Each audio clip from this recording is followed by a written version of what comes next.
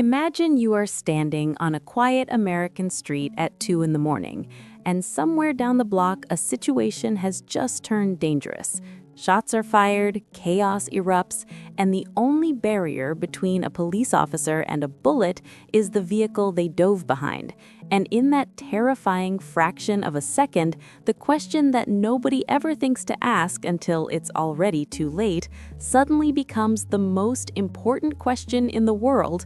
Is that police car actually bulletproof? And the honest, surprising, and deeply important answer is no, it is not. And understanding exactly why it isn't, what it actually is, how it works, what it can stop, what it absolutely cannot stop, and why the entire design philosophy behind American police vehicles is built around a very specific and calculated trade-off between protection, weight, speed, and cost is one of the most fascinating and underappreciated stories in the world of law enforcement technology. So let's start from the very beginning and build this up slowly and carefully because the details here genuinely matter. A standard American police car, whether it's the iconic Ford Police Interceptor Utility, the Dodge Charger Pursuit, or the Chevrolet Tahoe PPV, is not built from bulletproof materials in the way that most people imagine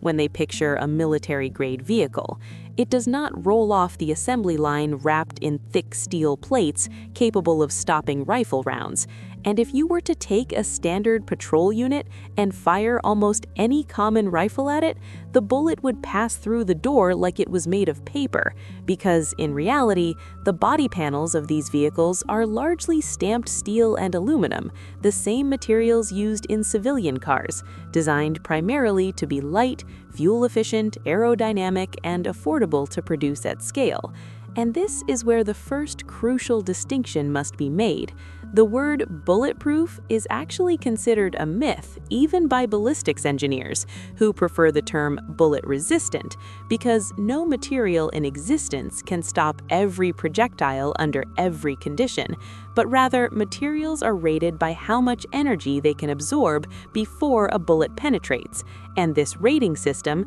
developed by the National Institute of Justice in the United States, breaks down armor into levels: Level 2, Level 2A, Level 3A, Level 3, and Level 4, each designed to stop specific types of ammunition. So, for example, Level 3A armor, which is the highest level of soft armor and the type most commonly found in police body panels when they are upgraded, can stop most handgun rounds, including a .44 Magnum fired at high velocity. But it would fail against a 5.56mm rifle round from an AR-15, which travels at roughly 3 times the speed and carries significantly more kinetic energy. And this technical reality shapes almost every decision made in American police vehicle design, because police departments must constantly balance the genuine threat landscape they face, which statistically involves far more handgun encounters than rifle encounters, though both occur,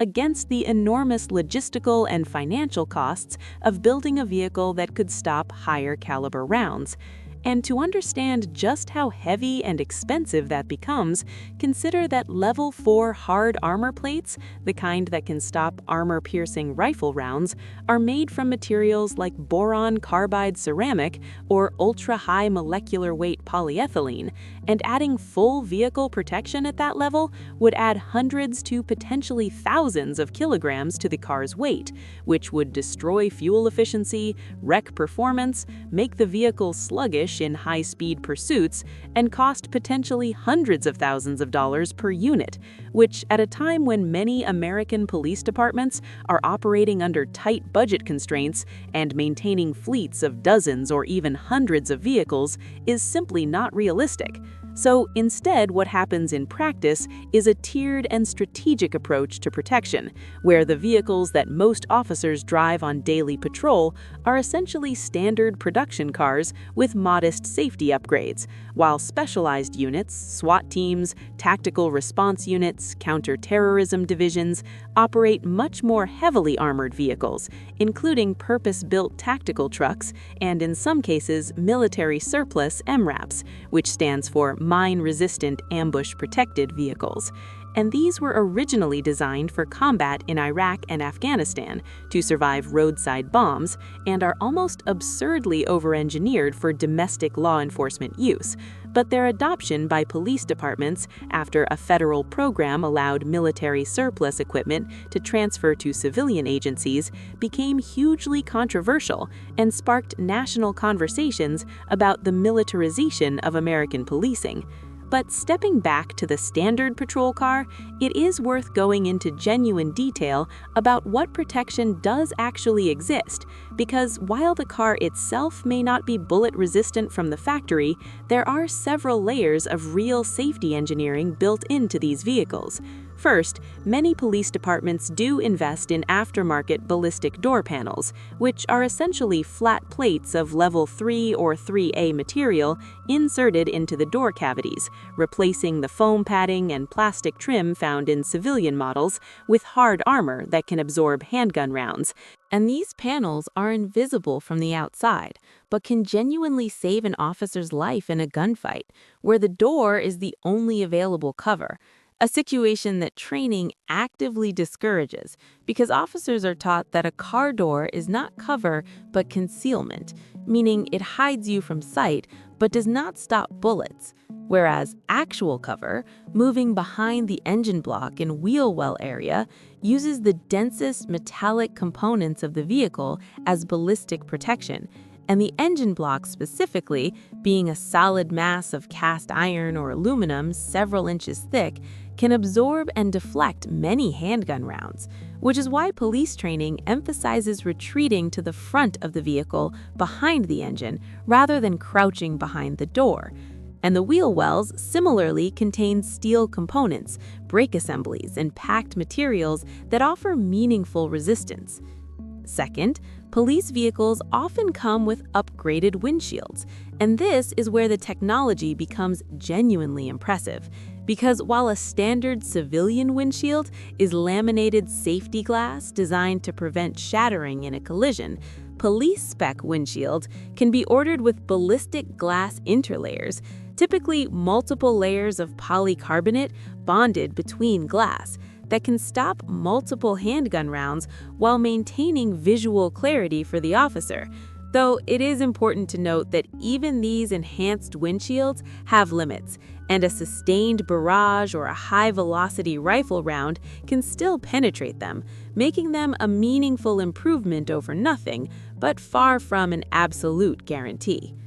Third, there is the question of the police interceptor's powertrain and chassis, which are heavily reinforced compared to civilian equivalents, not for ballistic reasons, but for performance reasons, meaning the suspension is stiffer and more robust. The cooling systems are uprated to handle extended idling with all the electrical equipment running. The transmission is calibrated for aggressive pursuit driving, and the brakes are upgraded for repeated hard stops. And all of this structural reinforcement does coincidentally add density and rigidity to the vehicle that provides marginal ballistic benefits, though engineers are careful not to claim these as intentional protection features.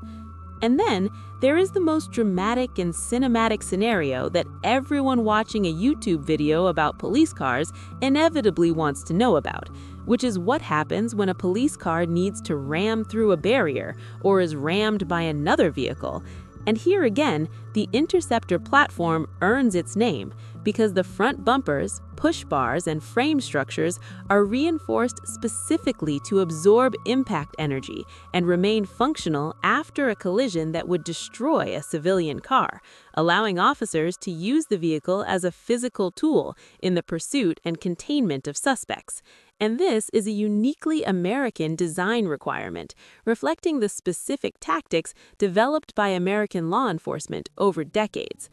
Now, to bring all of this into sharp focus with a real-world example, consider the 2014 ambush in Las Vegas, where 2 officers were killed while sitting in a restaurant, and their patrol vehicle offered them no protection because the attack occurred outside the vehicle. Or consider high-profile incidents like the 1997 North Hollywood Shootout, where two bank robbers wearing homemade body armor and carrying illegally modified AK-47-type rifles engaged nearly 200 police officers in a firefight that lasted 44 minutes, where standard police firearms and vehicles proved woefully inadequate against the threat. And it was this single incident that dramatically accelerated the deployment of patrol rifles and discussions about vehicle armor in American law enforcement, forcing departments to confront the uncomfortable reality that the equipment they carried was designed for the average threat environment,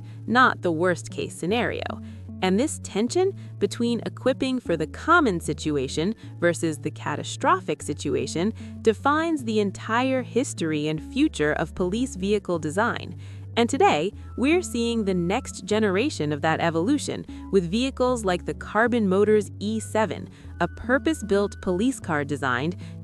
from the ground up with officer protection in mind, and with commercial manufacturers like Ford, Chevrolet, and Stellantis increasingly offering factory ballistic packages as optional upgrades rather than aftermarket additions, suggesting that the market is recognizing that the old calculus is shifting. And the answer to why American police cars are not truly bulletproof is ultimately not a technical answer, but a human one. It is the answer of institutions making calculated decisions under real-world constraints, of budget committees and procurement officers and engineers all weighing cost against risk, against performance, against political reality. And the officers who drive these vehicles every single day understand better than anyone that their training, their awareness, their positioning, and their judgment are their primary armor, not the sheet metal around them. Because no car built for normal roads at normal cost